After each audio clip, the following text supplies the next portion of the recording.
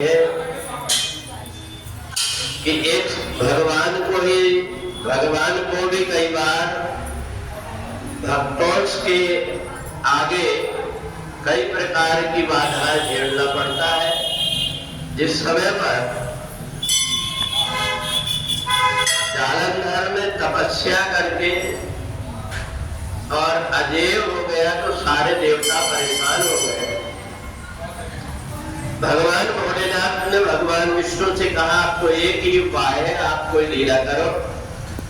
भगवान जालंधर का रूप धारण करके और वृंदा के पास में पहुंचे। वृंदा ने जैसे ही देखा मेरे साथ में छल हुआ है, उन्होंने भगवान को श्राप दे दी कि जाओ तुमने मेरे साथ में छल किया इसलिए तुम जाकर के पत्थर हो जाओ।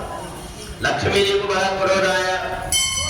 लक्ष्मी जी ने कहा तुमने मेरे पति को श्राप दे दिया इसलिए मैं भी तुमको श्राप देती हूँ कि तुम जाकर लकड़ी हो जाओ।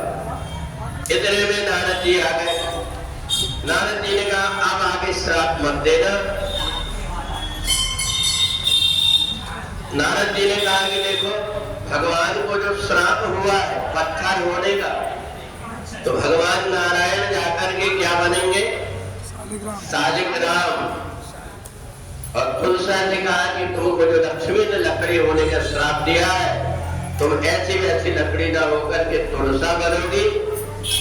और जब कार्तिक शुक्ल पक्ष की एकादशी आएगी उस दिन तुम्हारा भगवान नारायण के साथ में विवाह होगा। तो इसलिए आज उसी उपलक्ष्य में हम लोग तुलसी विवाह का उत्सव मनाते हैं। आज कार्तिक मास के शुक्ल पक्ष की एकादशी का नाम क्या है? प्रबोधनी। दूसरा नाम है देव उठनी। आज के दिन भगवान नारायण बलि के हाथ से उठ करके अपने धाम में गए थे लक्ष्मी के साथ में। आज से अपने यहाँ मांगलिक कार्य विवाह शादी आदि जो प्रारंभ हो जाएंगे और आज के दिन ही आपको संतों के दर्शन भी हुए। तो इसलिए आज एकादशी है।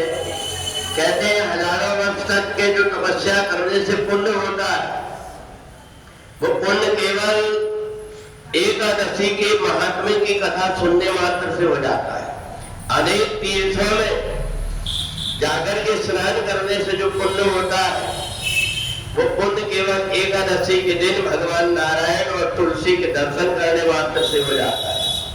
इस दिन जिस प्रकार की श्रद्धा बनती है उस प्रकार से आकर के और भगवान नारायण के जो दर्शन करता है, भगवान के जो पूजन करता है उसको अनेकों यज्ञ का पुण्य प्राप्त होता है।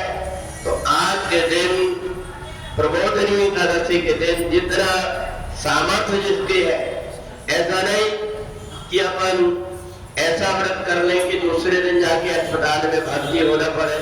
समय बदल गया है, शरीर के अंदर उतनी क्षमता नहीं है। जिससे जैसे भी सामर्थ्य है उसके अनुसार भगवान का आज व्रत और पूजन करें। अपने घर में माता तुलसी और भगवान नारायण को बिठा करके मंडप डाल करके बढ़िया से पूजन करें। आप इतने मात्र से ही आपको पुण्य मिल जाएगा, क्योंकि प्रभु चित रहत न चूक किएगी। भगवान ये नहीं देखते कि हमसे गलती क्या हुई, बल्कि भगवान ये देखते हैं कि हमने अच्छा क्या किया है।